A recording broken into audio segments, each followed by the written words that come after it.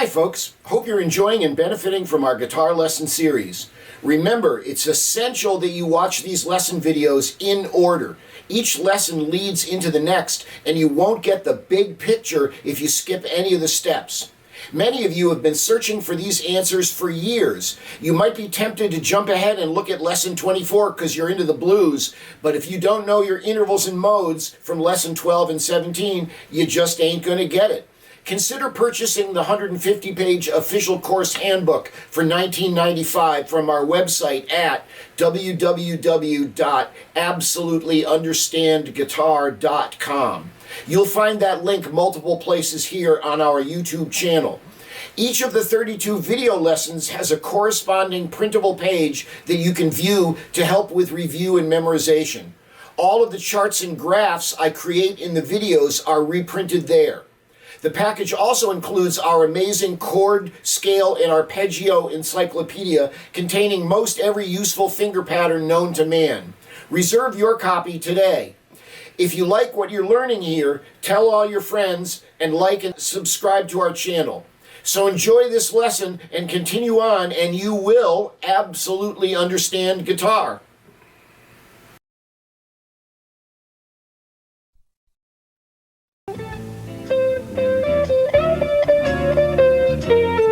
Hi, welcome back to Absolutely Understand Guitar. I'm Scotty West.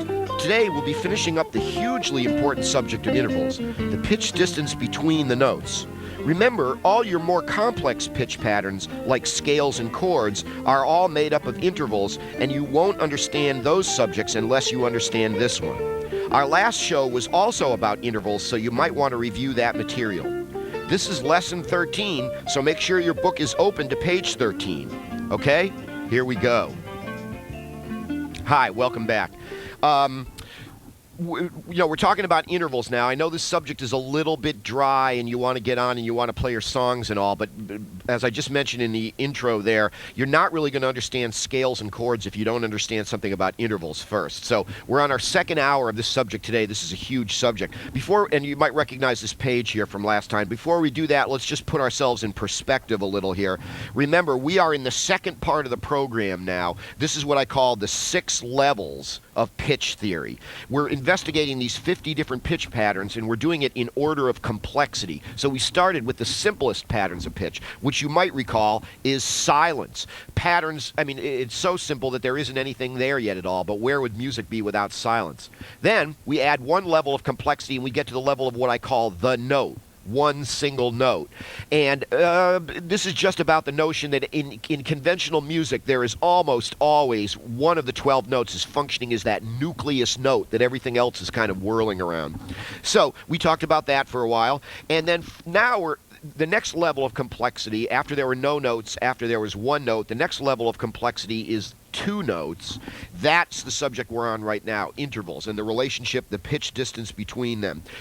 We have the same 6 things that we need to do. We have to name it, define it, give examples and formulas, be able to read it, be able to play it, and be able to hear it.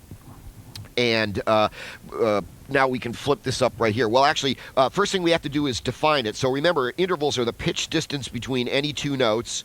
And then we gave last time what we started to look at is examples in this chart over here on the left. Examples and formulas. And in this context, what formulas is all about is actually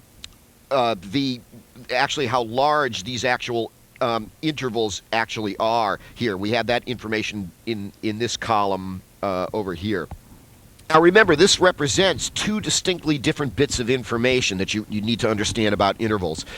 First of all, each of these intervals has a name, and remember, these involve numbers like major 7ths, major 6s, stuff like that. And remember, these come from these intervals' relationship to the musical number system down here. A major second is the distance between note number 1 and note number 2, etc. So you have to remember the names of the intervals and why they're called what they are, but it's a totally separate but equally important concept to understand that these involve very specific distances between notes. Here's the interval of a perfect fifth right here. It's called a perfect fifth because it's the distance between note number 1 and note number 5. It's not 5 whole steps. It's not 5 half steps. That's not why it's called a fifth. It's the distance between note number 1 and note number 5. But that must be some distance, and as we can see on the chart here, that's actually 7 half steps or 3.5 whole steps. So all of these intervals have a set of numbers that represent their names, and they also have a second set of numbers that represent exactly how many half steps or whole steps they're all about. We saw that there were 13 different intervals you have to know, the smallest one being a unison, which has a distance of 0 down here at the bottom of the page, and all the way up to the octave up here at the top of the page, which is the largest simple interval within an octave. And they just keep getting larger each time by a half step as you go up, you'll notice. Following along with the chromatic scale, of course. Now, over here on the right, we've started to collect a bunch of notes, or a bunch of notes about different distinctions between different types of intervals, and we're going to finish. That's what we're actually going to finish off today. Plus, we're going to learn how to finger these different intervals on the neck of the guitar. Remember, one distinction between intervals is the difference between simple intervals and compound intervals. Simple intervals are smaller than an octave; they're an octave and smaller. Compound intervals are larger than an octave and generally function the same way as their simple counterpoints. There are also melodic and harmonic intervals. That's another distinction between intervals. Melodic intervals are the distance between two notes played in a sequence, like this.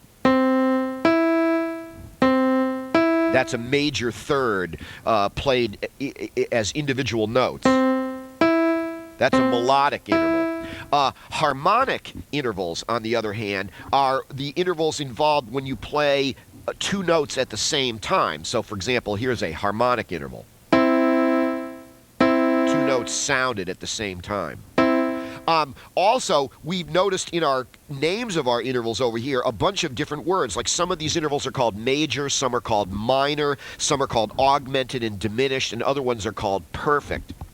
The first distinction that we made is the difference between major intervals and minor intervals. For example, here is a major third down here. Why is this called a major third, whereas that interval is called a minor third? Well, remember, if major intervals are the ones that land you on a note that's in a major scale. So if you go up a major interval from note number 1, you land on a note that is in a major scale. For example, note number 3, of course, as we know, is a note that actually is in a major scale. So the distance from note number 1 to note number 3 would be a major third. However, flat 3 right here is a note that's not in a major scale. It's one of those in-between notes. So the distance between note number 1 and flat 3 not being in a major scale, is actually a minor third. So that's the distinction between major and minor intervals. Also, the next category we looked at is what are known as perfect intervals. And there's 4 perfect intervals: unisons, perfect fourths, perfect fifths, and perfect octaves. And the thing you might remember about these are the ones that come directly from those 3 most important notes in all of music: 1, 5, 8. Remember, the distance from 1 to 8 is an octave, so that's called a perfect octave. The distance from 1 to 5 is called a fifth. Is a fifth, so that's why we call it a perfect fifth. And then you might also recall that the distance between note number 5 and note number 8 is actually a fourth, because that's the same distance as the distance between note number 1 and note number 4. So those are your 4 perfect intervals. Now, our first really new information for today then is what you'll also notice over here that there are these other intervals that are called augmented and diminished intervals. What do these mean? Well, what's an augmented interval? Now, you might know just from the real world that augment means to add to. So our concept is going to be an augmented interval. It's going to be slightly larger than the other intervals. And what an augmented interval is this: if you take either a perfect interval or a major interval and expand it by 1/2 step, make it larger by 1/2 step, it becomes an augmented interval. So expand by a half step either a perfect or a major interval, it becomes an augmented interval.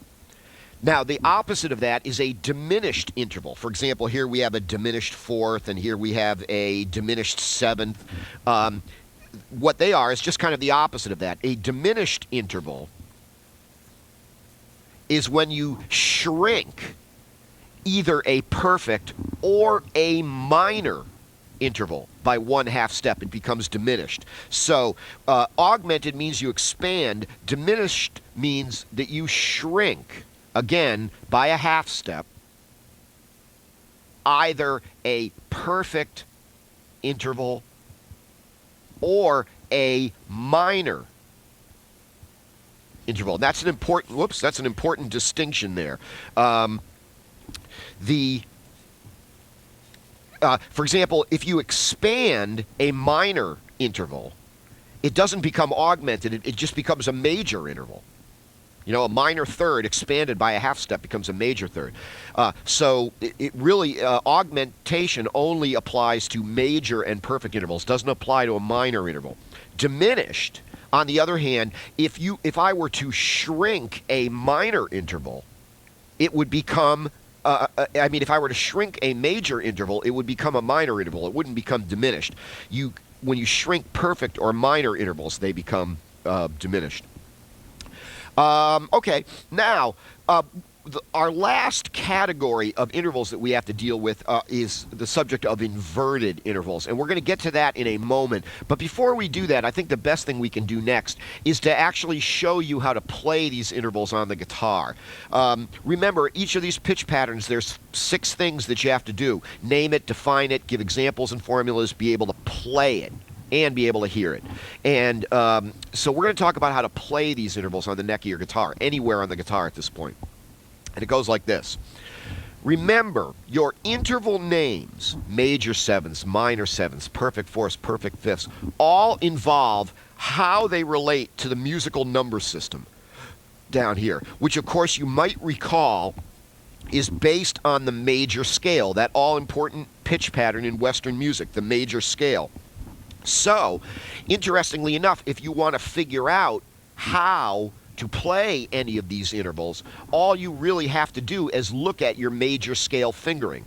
Now, you might want to look back at our lesson on the musical number system where we first talked about the major scale, and you'll recall that I showed you some finger patterns for how to play those scales. I gave you 3. Eventually, we're going to see that there's a lot more ways to play that scale, too. But I gave you 3 pretty easy ones, and 2 of those are the only ones we really have to understand about right now in order to figure out how to finger these various intervals. And these are the ones actually right here. There's 2 of them. And this is the most common one that everybody knows something about down here, where do is under your second finger. It's not under your index finger. It's under your second finger on your low E string. And we know the pattern of intervals for a major scale goes whole, whole, half, whole, whole, whole, half. Mostly whole steps except between 3 and 4 and 7 and 8. Here's another way to play a major scale over here. And this one is where do is under your pinky on your low E string. And then we go whole, whole, half, whole, whole, whole, half. Like that. So these are 2 different finger patterns for exactly the same note pattern. Now, let's start with this interval called a perfect fourth. This is one of the clearest ones you can see right here. You might want to zoom out just a little. Perfect fourth, of course, would be the distance between note number 1 and note number 4. That's why it's called a perfect fourth. Turns out that it's actually 5 half steps. So if you're playing any note on your guitar, where is the note going to be that is a perfect fourth above that? Well, all you need to do is look at your major scale fingerings. And you'll notice, for example, in this major scale fingering right here, this is note number 1. 1, 2, 3, 4. And this is note number 4 right here. So note number 1 and note number 4 are on the same fret. They're just on the 4 is on the next string over.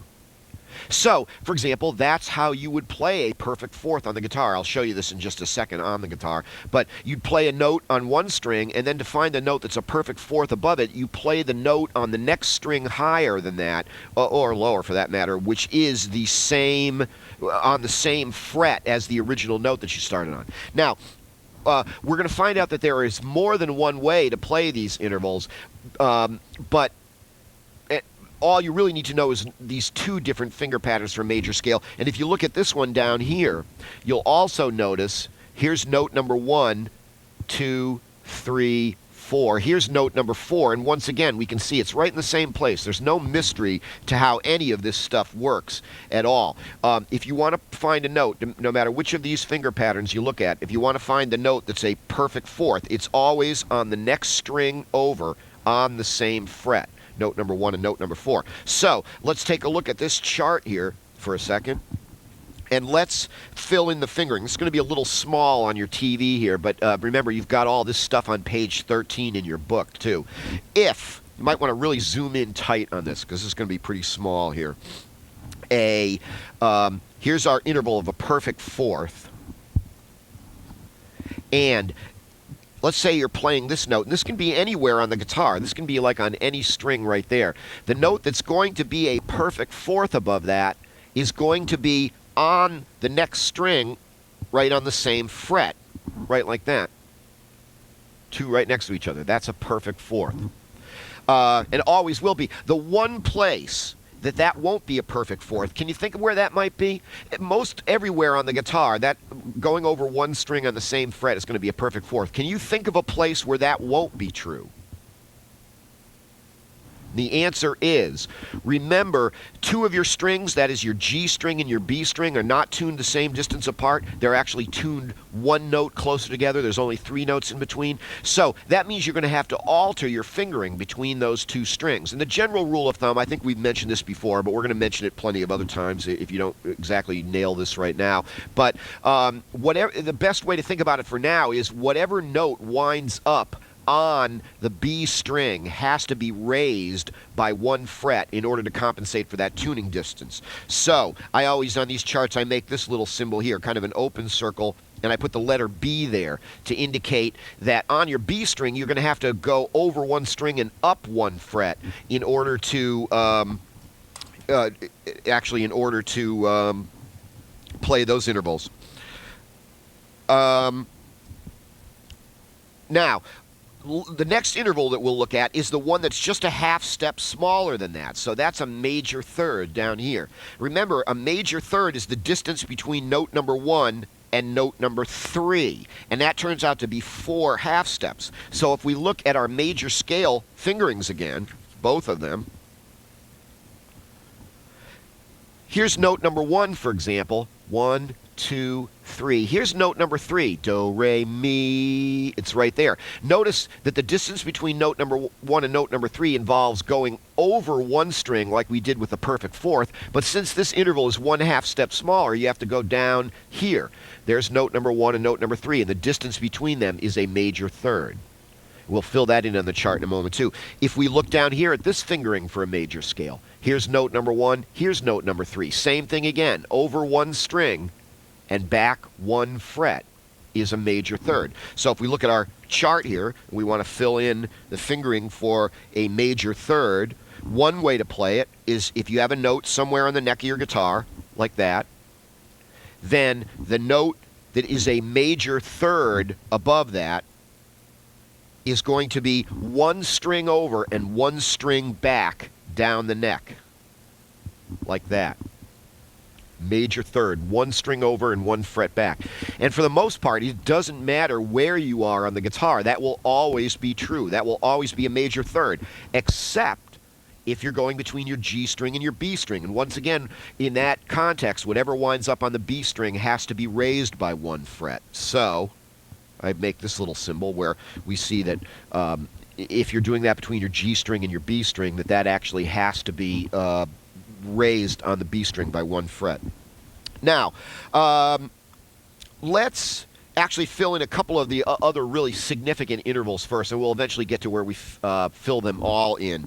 Let's talk about perfect fifth. next. And you know that a perfect fifth is the distance between note number 1 and note number 5 in a major scale. Turns out to be 7 half steps, or 3.5 whole steps. If we look at our major scale fingerings here, all we have to do is look at the distance between note number 1 and note number 5. And here we're also going to see an interesting fact that, as I mentioned before, there is more than one way to play these various intervals. Actually, let me switch these around. Here's note number 1, again, in this fingering for a major scale. Notice where note number 5 is. It's right here. Do, re, mi, fa, so. Note number 5. Here's note number 1. Here's note number 5. And so to play an interval of a perfect fifth, what you do is you go over one string, and then you go up the neck 2 frets to the perfect fifth. 1, 5, 1, 5. I'm going to show you all of these in just a second on the actual guitar. And so one way for us to play a perfect fifth is, if we have a note here, one way to play a perfect fifth is to simply go over one string and then up 2 frets up the neck, like that. So that would be an interval of a perfect fifth right there. Over one string and up 2 frets. Now again, if this is your B string, then you're going to have to actually go up 3 frets, because it has to be, that interval has to be expanded by a half step in order to compensate for that tuning distance between those 2 strings. Now, here's the intriguing thing, and this will be a pretty cool thing to realize here. We're going to actually look at the guitar neck in a moment too, but remember, this is one way to play a perfect fifth, over one string and up 2 frets. That's if we look at this major scale fingering. But how about this major scale fingering over here? Here's note number 1, do, re, mi, fa, so. And here's note number 5 over here, 1 and 5.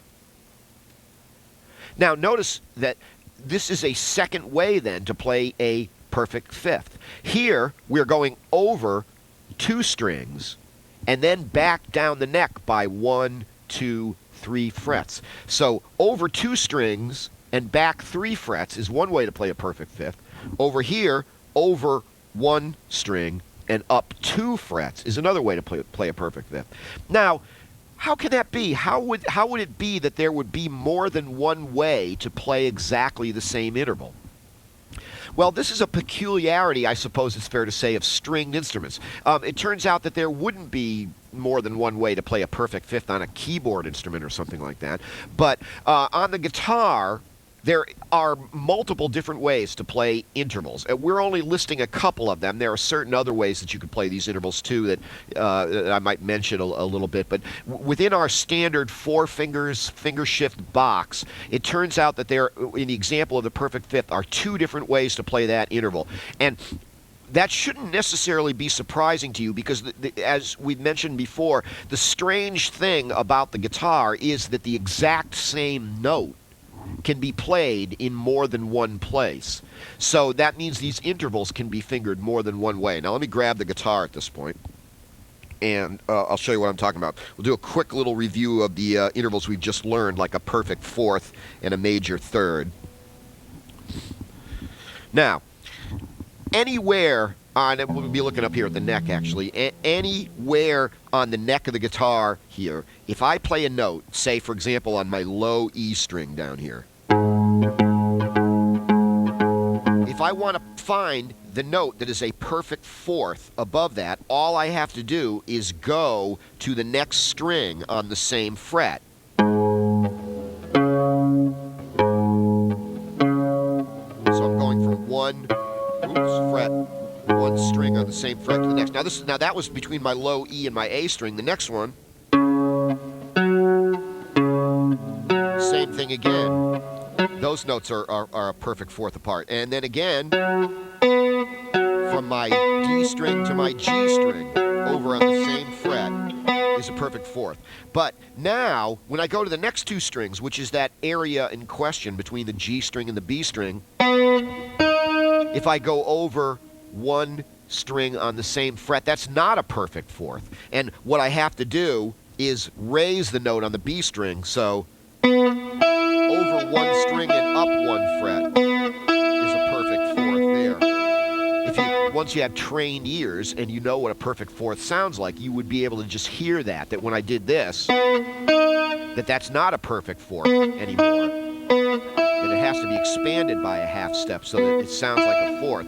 I'll tell you right now, a little ear training trick. A lot of times when you do ear training, what you do is you try to remember a song that features the pitch pattern in question. So whenever you want to hear in your mind what that pitch pattern actually sounds like, all you do is call up in your mind what that particular song sounds like. And a good one for a perfect fourth is any kind of like bugle calls. Like in the Army, like taps, when everybody's going to sleep. Da, da, da, da, da, da. Those first two notes in taps there are a perfect fourth apart. 1, 1, 4. And then back here. 1, 1, 4. 1, 1, 4. Da, da, da. And that's how taps goes. Now, when we get up to our high strings, our high B and our high E string up here, we're back to playing perfect fourths on the same fret again. Because those two strings are tuned 4 notes apart, just the way all the other strings are. So it's just that B string. Now, that was a perfect fourth. Now, a major third, remember. Oops, I'll go up the neck here a little further. Remember, a major third is over one string and back down the neck. Remember, that's down the neck. Sometimes people think that's up the neck, but that's down the neck because you're going lower in pitch. This direction is going up the neck because you're going higher in pitch. So a major third is over one string and one fret back. And it doesn't matter where I am.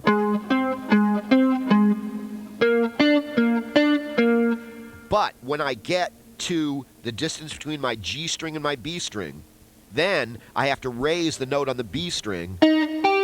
So interestingly enough, between those two strings, a major third is actually played the same way that a perfect fourth would be played anywhere else on the neck, because that note had to be raised by one fret. Again, when you're on your top two strings, then it's back to its original fingering, one string over and one fret back down the neck. Now, the interval that we're looking at right now is a perfect fifth, and we suggested that one way to play a perfect fifth is over one string and up 2 frets, 1, 5. So to play that on my neck, like that, here's my note number 1, over one string and then up 2 frets is my perfect fifth. And that will work on any combination of strings except G and B. And then you have to move it up a fret, so it's actually over one string and up 3 frets. However, when we get to our top two strings, it's back to its original fingering again, over one string and up 2 frets. Now, what we're looking at this particular moment is the notion that there is another way to play a perfect fifth. Even some of the other intervals that we've already filled in, you're going to see there's more than one way to play it. We'll get to those in a minute, but this is our first real example that we'd like to understand. Now, as we were just noticing, one way to play a perfect fifth is to play a major scale till I get to note number 5. Which, of course, is one string over and 2 frets, as we just saw. 1, 2, 3, 4, 5, 1, 5, 1, 5. That's an interval of perfect fifth. But if we look at this fingering for a major scale over here, our root note is under our pinky. Oops, I'll go up higher. Our note is on the pinky and on my low E string, and I can play a major scale like this. 1, 2, 3, 4, 5. So now we can see that over 2 strings and back down the neck by 3 frets is another way of playing a perfect fifth. How can that be? How can we have 2 different ways of playing the same interval? Well, you know what that must mean. That must mean that there's more than one way to play this note right here. And And as we mentioned a few minutes ago, we've mentioned before, yes, you should know that about the guitar. There's more than one place to find exactly the same note. What that means is this note right here must be the same note as this note right here, which is our first way to play a perfect fifth. And indeed it is, isn't it? You can hear that, right? So the reason that there's two different ways to play that interval is because there's two different ways to play that note. Now, does it surprise you that you can play the same note on the guitar in two different places? It shouldn't if you've actually gotten all the stuff we talked about in the previous lessons. Take a look at these two notes right here. They're the same note, aren't they? Same alphabet letter, same octave, same everything. How can that be? Well, take a look at this. I'm going to hold them now with oops, where am I? Oops, can I do this? Yeah, I can. Here's the two different notes that are the same note. Now, why doesn't that surprise us? Notice that there's 4 frets in between here. And this note right here turns out to be the same as this note right here. Well, you know what this kind of reminds us of is when we were playing our chromatic scales. Remember way back in the beginning when we first looked at the guitar, we learned how to play a chromatic scale and we learned about finger shifts? Well, remember there were 2 different ways to play any of those finger shifts. And for example, if we were playing a chromatic scale right here and we had gotten to this note that I'm playing with my pinky, where would be the next note higher in pitch than that? Well, one place it would be 1 fret above that on the same string. So, one way to play the note higher than this is to go like that and do like a pinky shift. But remember, we also suggested that maybe a better way when you're playing a chromatic scale is that when you're shifting, you actually want to go and reach out with your index finger, oops, and play that note on the next string over. So that's one way to play that half step, and another way to play that half step is... So that proves that this note must be the same as that note right there. So that means there are 2 different ways to finger a perfect fifth because there's 2 different ways to play that note, which is a fifth above our root note. So on our chart here, this is the first one. We're going to list the 2 different ways to play the interval.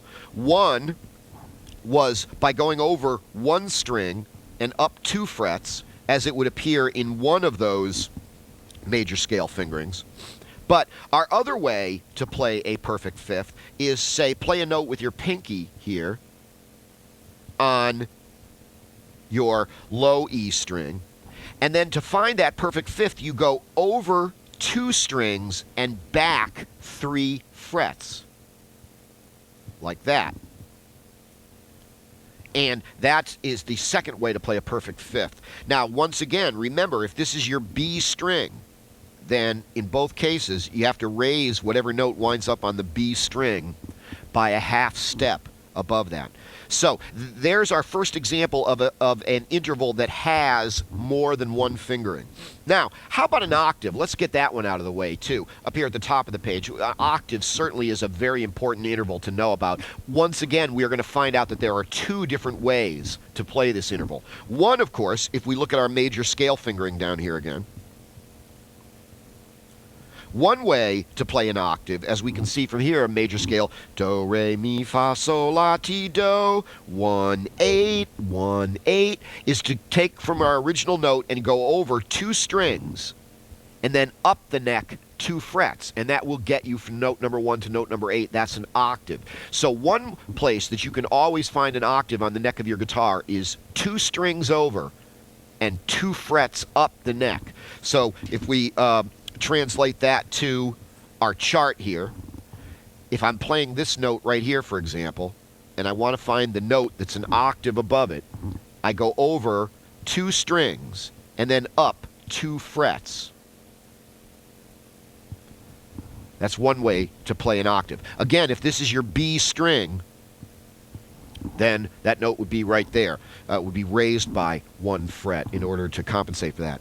Now, if we look at this fingering here for a major scale, we see that another way to play an octave is 1, 2, 3, 4, 5, 6, finger shift, 7, 8. So another way to find an octave is over 3 strings and back 3 frets. That's another way to play an octave. So we can fill that one in over here too. If that's your note that you're starting on right there, then another way to play an octave is over 3 strings and back down the neck 3 frets.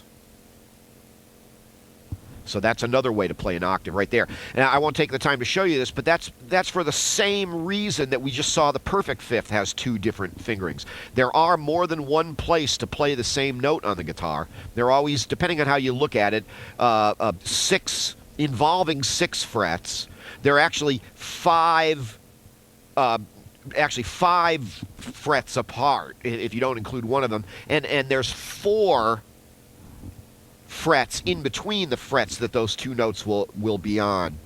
And so since there's more than one way to play that octave note, there's more than one place to play that octave note, that must mean there's more than one fingering to play an octave interval on the neck of your guitar. Again, if this is your B string, you're going to have to raise this by a half step to compensate for the tuning difference between the 2 strings. So 2 different ways to play an octave. Now, let's get the other major intervals out of the way next, because they're the easiest ones to see. Remember, major intervals, if you go up a major interval, you land on a note that is in a major scale. So the major intervals that we haven't looked at yet are major seconds, major sixths, and major sevenths. Now, down at the bottom of the page here, we have our major second. Now, these intervals also, as you know, have more than one name. Do you remember at this point, can you recall what is the more popular, shall we say, name for the interval that we call a major second? Why is it called a major second? It's the distance between note number 1 and note number 2 in a major scale. How far apart are note number 1 and note number 2? Hopefully you'll remember that they are a whole step apart. So actually an interval of a major second is actually just an alternative name for what up till now we've been calling a whole step. So whenever you think of major second, also think of whole step too. It's also sometimes called a tone. I tend not to use that word too much, but so let's look at our 2 major scale fingerings again. If we look at this way of playing a major scale, here's note number 1 and here's note number 2.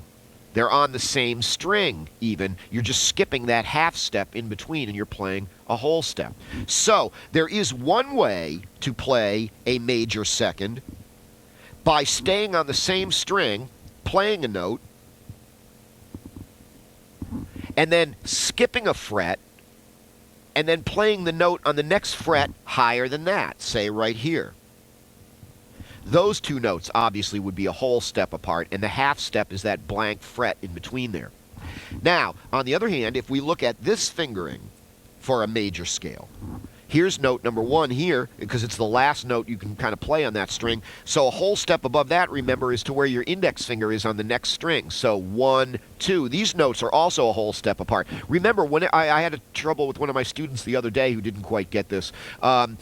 When you're changing from one string to the next, when you're playing scale or something like that, when you're changing from one string to the next, remember there will be a certain interval relationship between the note that you started on and the note that you're going to on the next string, and you should know about that. Remember, the note that's a half step above this note would be a finger shift note. It would either be there or it would be up here on this fret up here. But whenever, a thing to keep in your mind is whenever you go from your index finger on one string, from your pinky on one string to your index finger on the next string within a 4 fret range, that is also another way of playing a whole step or a major second.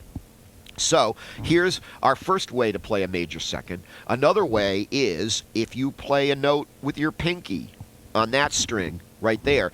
A major second is always going to be where your index finger is on the next string. So in other words, that would be 1 string over and 3 frets back down the neck. So that would be another way to play a major second. Here's one way. You can play it on one string, or you can play it on two adjoining strings. They're just going to be in that relationship. With this interval, again, if this is your B string, then you're going to have to raise that by a half step to compensate for the tuning difference between those two strings. Another question I'll answer right now also is people go, well, if there are these more than one ways to play these intervals on the guitar, how do I know which one to use? Well, the answer is it really just has to do with what was happening previously in the tune that you're playing. And I'll grab my guitar here. I'll show you what I mean. Like, if let's say I'm jamming around in a key where I'm able to play a major scale.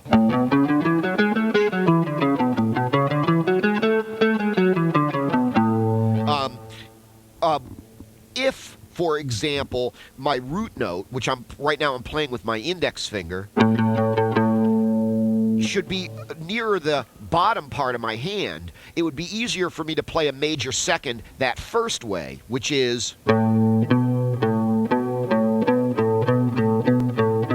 But what if I'm jamming around a little more in the song and I come to a place where my hand actually turns out to be a little bit further down the neck so that my pinky is closer to my root note. My pinky is actually playing the root note. Then the major second would be up here, and I'd have to jump my hand up to get that note. This is a situation where it might be easier for me to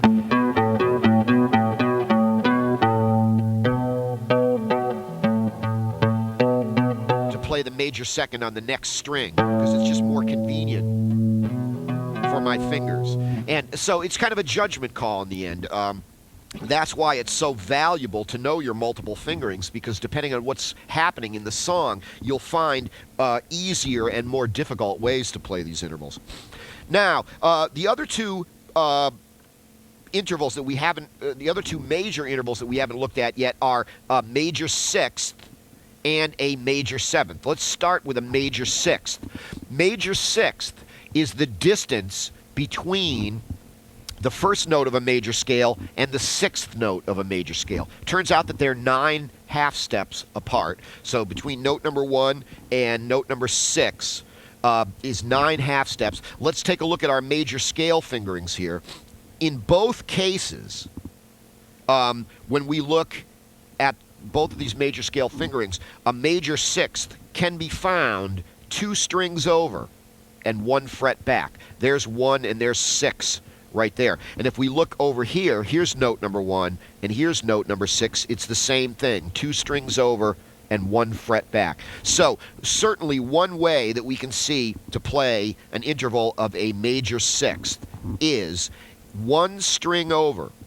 I mean, did I say 1? I meant 2 strings over. 2 strings over and 1 fret back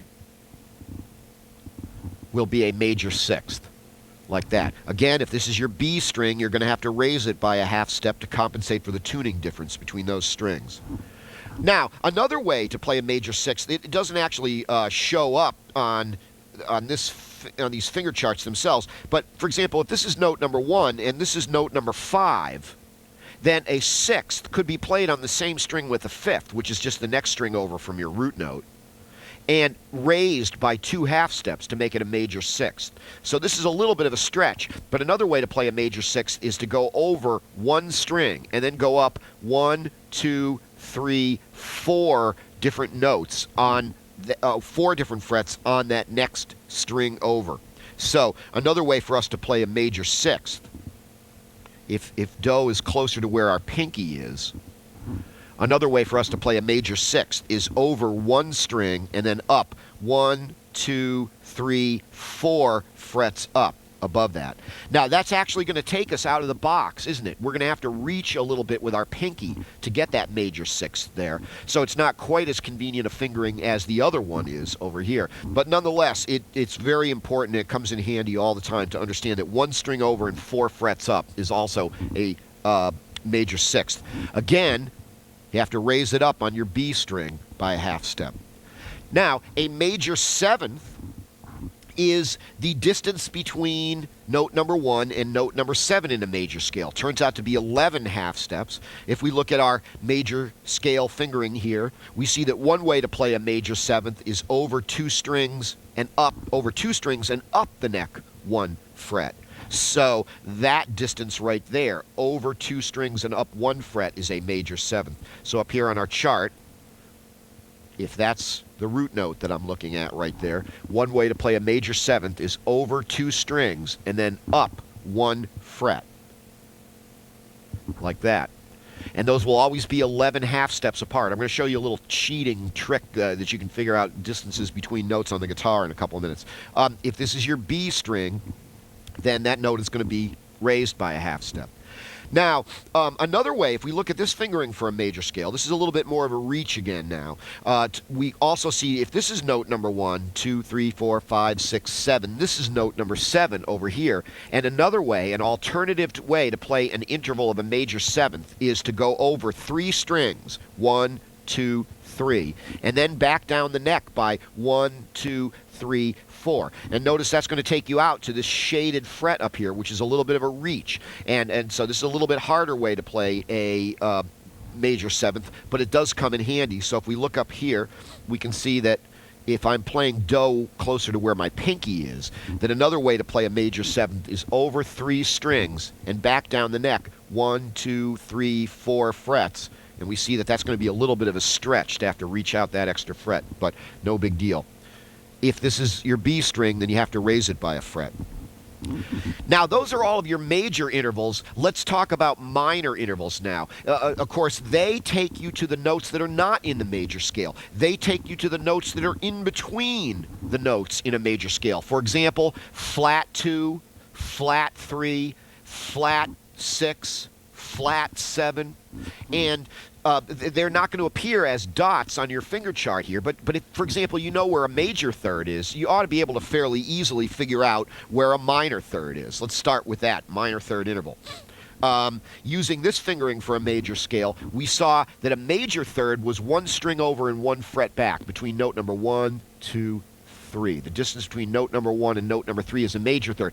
Well, a minor third is a half step smaller than that. It's the distance from note number 1 to flat 3, which is not a note that's in a major scale. So that's why it's called a minor interval. If we look here, we can see that in order to play that, where's the flat 3? If that's the 3, then the flat 3 is going to be on this fret down here. So to play a minor third, you go over 1 string and back down the neck by 2 frets.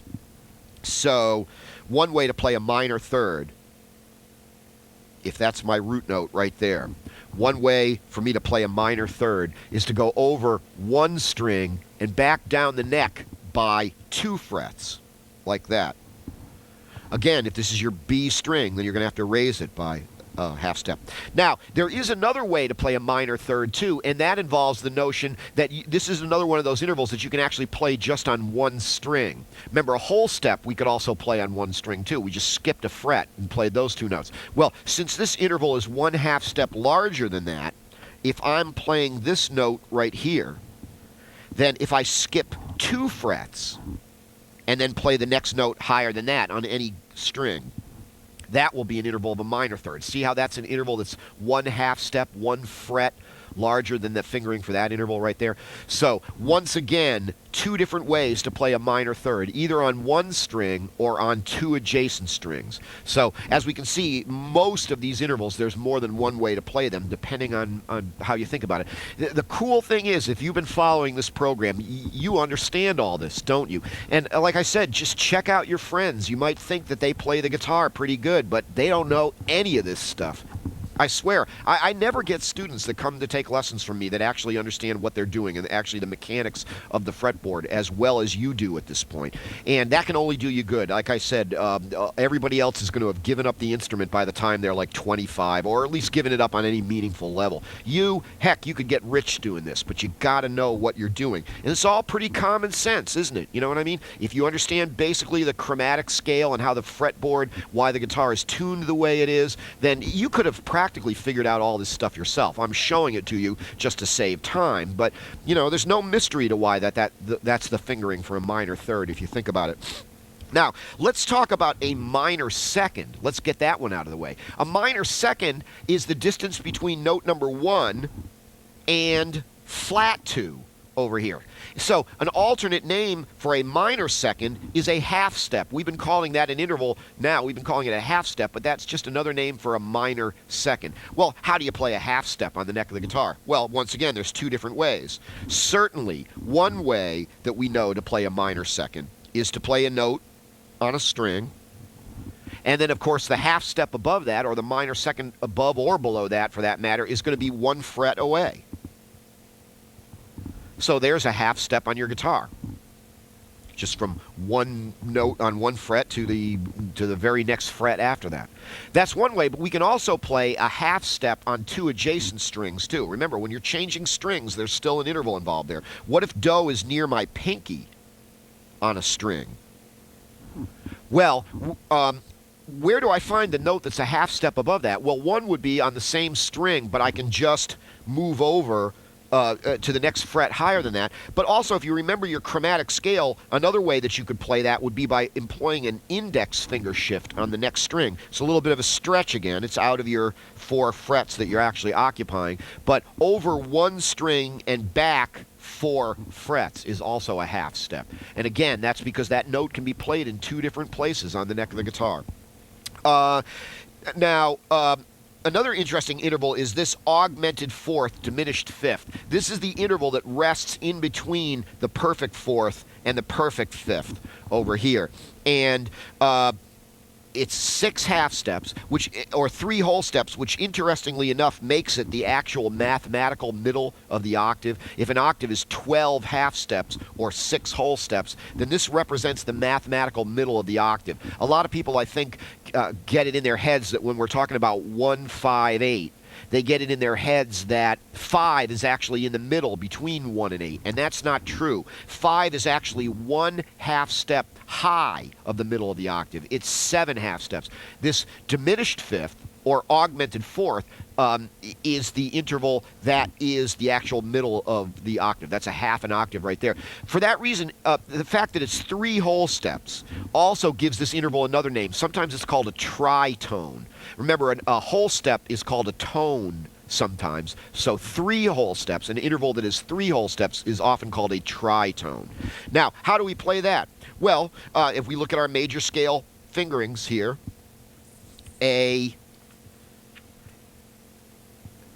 here's note number 4, and here's note number 5. So augmented fourth, diminished fifth would be on that fret right in between the two. So we can see that it's over 1 string and up 1 fret. So one way to play that interval, if I'm starting on that note right there, is to go over 1 over 1 string, and then up 1 fret. So one way to play an augmented fourth or a diminished fifth is like that. Now, if we look at this fingering here for a major scale, there is note number 4, and there's note number 5. Here's note number 1 here. Here's 4 and 5. We need the note that's in between there, which of course we could find in 2 places, either there or on the next string right there. We already looked at this being an augmented fourth, 1 string over and 1 fret up. Another way to play an augmented fourth is to go over 2 strings and back 1, 2, 3, 4. So again, this is a little bit of a stretch. It's going to take you out of the box. But another way is to go over 2 strings and back 1, 2, 3, 4 frets. In both of these cases, of course, if it winds up on your B string, I can't stress that enough, you'll understand that because you understand the tuning of the guitar, then those notes have to be raised by a half step. How about a minor sixth?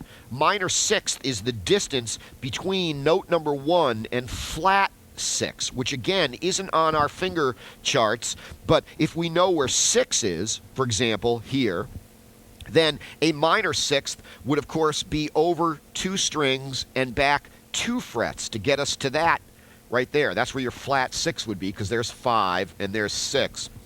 So that's where flat 6 would be. So a minor sixth can be played by going over 2 strings and then back 2 frets. So that's one way to look at it. Over 2 strings and back 2 frets, like that, would be a minor sixth. right there, over one string and back 2 frets. If this is your B string, then it's going to have to be right there.